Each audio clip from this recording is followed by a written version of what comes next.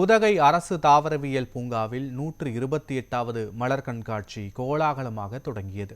இது தொடர்பான விவரங்களோடு எமது செய்தியாளர் பிரபு இணைந்திருக்கிறார். பிரபு, மலர் கண்காட்சிக்கு செய்யப்பட்டுள்ள ஏற்பாடுகள் என்ன, பயணிகளின் வசதிக்காக என்ன செய்யப்பட்டிருக்கிறது, விவரங்கள் என்ன? நீலகிரி மாவட்டம் உதகைக்கு ஆண்டுதோறும் இந்த கோடை சீசனில் வரக்கூடிய சுற்றுலா பயணிகளை மகிழ்விக்கும் விதமாக தோட்டக்கலைத்துறை சார்பில் மலர் கண்காட்சி நிகழ்ச்சியானது நடத்தப்படுவது வழக்கம்.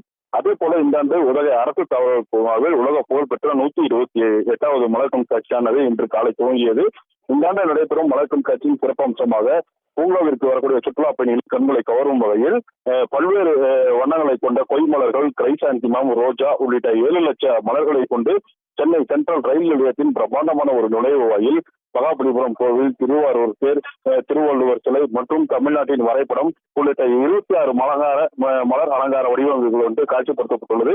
அதே போல 50,000 மலர் தொட்டிலில் பூத்து குலுங்கும் வண்ண மலர்கள் வந்து சுற்றுலா பயணிகளின் பார்வைக்காக மலர் மடத்தில் காட்சிப்படுத்தப்பட்டுள்ளது. மேலும் பூங்கா முழுவதும் 275 ரகங்களில் 10 லட்சம் மலர் செடிகளில் பூத்து குலுங்கும் வண்ண மலர்கள் பூங்கா முழுவதும் காட்சிப்படுத்தப்பட்டுள்ளன. இந்த நிலையில் மலர் கண்காட்சி இன்று துவங்குவதை ஒட்டி மாவட்டத்தில் அனைத்து அரசு அலுவலகங்கள், பள்ளி கல்வி நிறுவனங்களுக்கு உள்ளூர் விடுமுறை அளித்து மாவட்ட ஆட்சியர் உத்தரவிட்டுள்ளார். அதே போல விடுமுறை நாளை ஈடு செய்ய ஜூன் 6ஆம் தேதி பணிய நாளாக அறிவிக்கப்பட்டுள்ளது.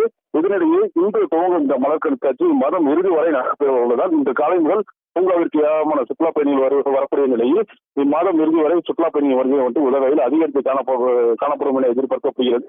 மேலும் போக்குவரத்து நெரிசல்களை தவிர்க்க ஏராளமான காவல்துறையினர் நகர் முழுவதும் தீவிர கண்காணிப்பு பணிகளிலும் போக்குவரத்து நெரிசல் ஏற்படுவதை தவிர்க்கவும் அதற்கான பணிகளை மேற்கொண்டு வருகின்றனர்.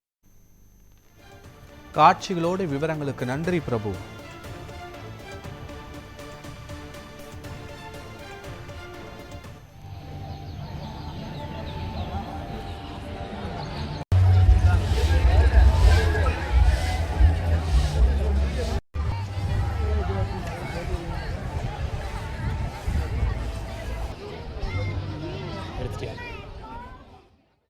நாங்க வரப்போதே பயந்துட்டே தான் வந்தோம். ரெயின் இருக்குமோ, கிளைமேட் எப்படி இருக்கும் அப்படின்னு சொல்லி பயந்துட்டு தான் வந்தோம். ஈவன் நாங்க வெதர் செக் பண்ணிட்டு தான் வந்தோம். பட் கிளைமேட் இந்த அட்மாஸ்பியரை என்ஜாய் பண்ற அளவுக்கு எங்களை விட்டதுக்கு ரொம்ப ஹாப்பி. அண்ட் ஃபர்ஸ்ட் டைம் தான் வந்திருக்கேன். இங்க சென்னை ரயில் நிலையம் அண்ட் 128 ஃபிளார்ஸ் வச்சு நிறைய டிஃப்ரெண்டா பண்ணியிருக்காங்க. அது எனக்கு ரொம்ப பிடிச்சிருக்கு. அண்ட் ரொம்ப எக்ஸைட்மெண்டா இருக்கு பார்க்கறதுக்கு. அண்ட் திருவள்ளுவர் சிலை இந்த மாதிரிலாம் நான் சென்னைக்கெல்லாம் போனா பார்க்கணும்னு நினைப்பேன், ஆனா முடியாது. ஆனா இப்போ நான் ஃபிளார்ல பாக்குறது ரொம்ப ஹாப்பியா இருக்கு. அண்ட் ரொம்ப என்ஜாய்ஃபுல்லா இருக்கு. நாங்க ஃபேமிலி ஆல் ஓவர் ஃபேமிலியா வந்திருக்கோம். அண்ட் இன்னொரு டைம் கண்டிப்பா பார்க்கணும்னு நினைக்கிறோம். நைட் டைம்ல ஷோஸ் எல்லாம் இருக்குன்னு சொன்னாங்க. ஸோ அதை மிஸ் பண்ணாம பார்க்கணும்னு நினைக்கிறோம். வருஷம் அந்த மலர் கண்காட்சிக்கு வந்துகிட்டே இருக்கும். குடும்பத்தோட வரும்.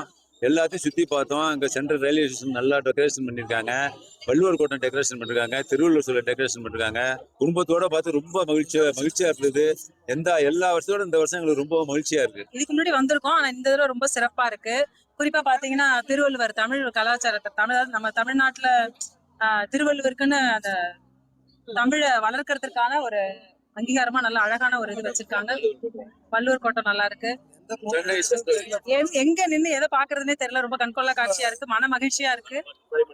கிளைமேட் ரொம்ப இதமானதா இருக்கு. சரியான நேரத்துல சரியான அந்த கண்காட்சியை பாக்குறதுல நாங்க ரொம்ப பெருமகிழ்ச்சி அடையும்.